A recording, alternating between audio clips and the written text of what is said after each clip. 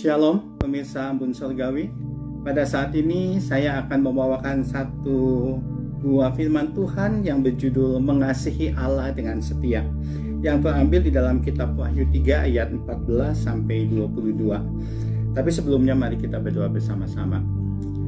Tuhan, pada saat ini kami akan mendengarkan firman-Mu. Biarlah Tuhan yang akan berbicara dan Tuhan akan beri kepada kami hati yang hati seorang murid yang mau belajar untuk firman Tuhan. Terima kasih Tuhan. Kami serahkan firman Tuhan ini ke dalam tangan Tuhan. Dalam nama Tuhan Yesus saja kami berdoa. Amin. Saudara, bacaan di kitab Wahyu ditujukan Wahyu 3 ini ditujukan kepada jemaat di Laodikia yang disebut jemaat yang suam-suam. Kenapa disebut suam-suam? Karena tidak panas dan juga tidak dingin. Tadinya saya bingung, kenapa Tuhan mempergunakan perumpamaan ini kepada jemaat di Laodikia. Tapi ternyata memang ada dasarnya.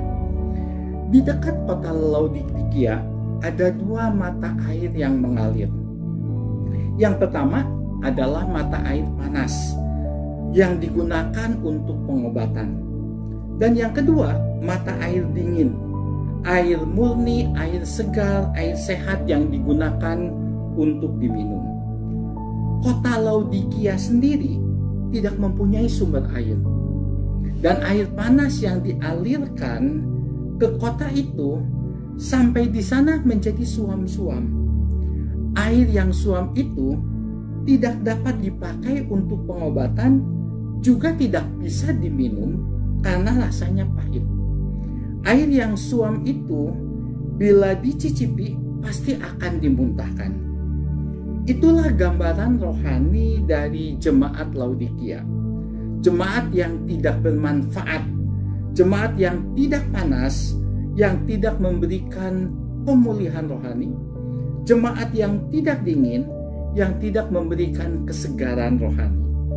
Dan jemaat seperti inilah yang Tuhan muntahkan, yang Tuhan akan buang, karena mereka hidup seadanya. Mereka cepat berpuas diri. Mereka membanggakan apa yang mereka punya. Nah, saudara, bagaimana supaya kita tidak menjadi jemaat yang suam-suam? Satu-satunya adalah kita harus mengasihi Allah dengan setia. Banyak orang Kristen yang mengatakan, "Aku mengasihi Engkau Yesus."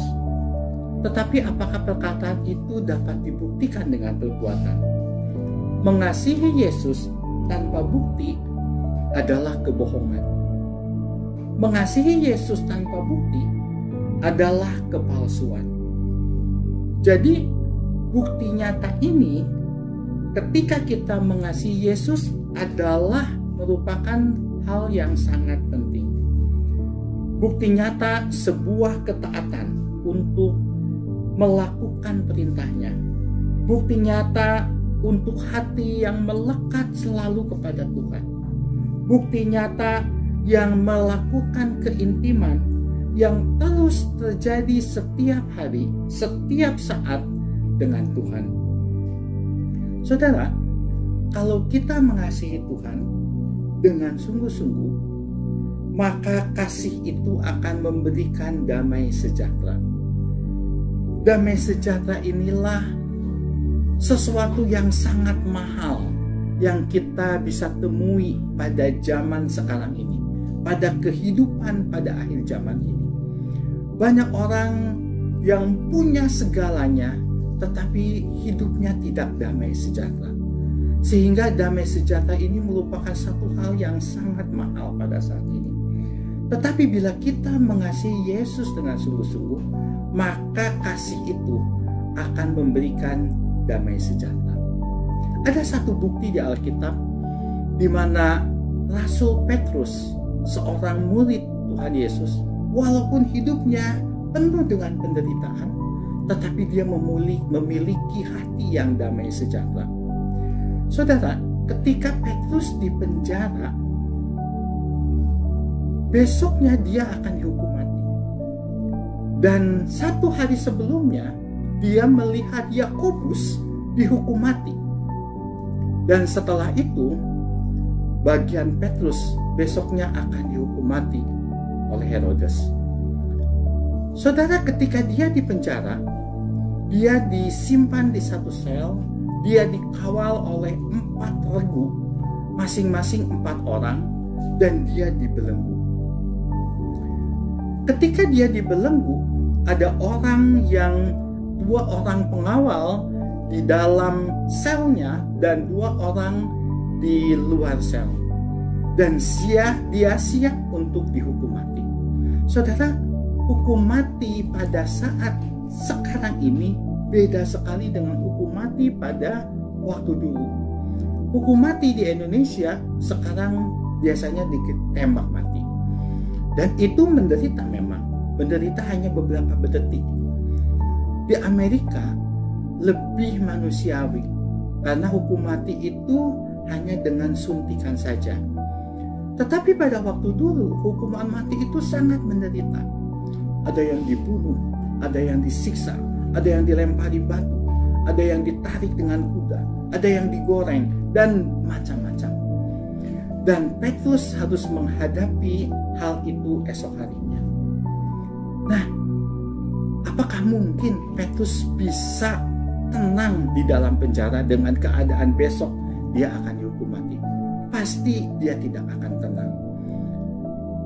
Dan dia tidak senang pada saat itu. Karena apa? Karena dia akan memikirkan hukuman mati tersebut. Logika kita seperti itu. Tetapi tidak dengan Petrus. Ketika malaikat datang kepada Petrus, Petrus tidak kaget. Karena apa? Karena Petrus sedang tidur. Malaikat membangunkan Petrus dan akhirnya membawa Petrus keluar dari penjara. Yang menjadi pertanyaannya, mengapa Petrus bisa tidur dalam keadaan yang sangat menderita? Kenapa Petrus bisa tidur ketika keadaan sangat genting? Esok harinya dia akan disiksa. Rupanya Petrus mempunyai damai sejahtera di dalam hatinya. Damai sejahtera itu yang didapatkan karena dia mengasihi Allah. Saudara, di dalam kehidupan kita pada saat ini banyak sekali macam penderitaan. Tetapi bila kita mengasihi Allah dengan sungguh, maka Allah akan memberikan damai sejahtera di dalam kehidupan kita. Oleh sebab itu, marilah kita mengasihi Allah dengan setia, karena Allah itu adalah kasih.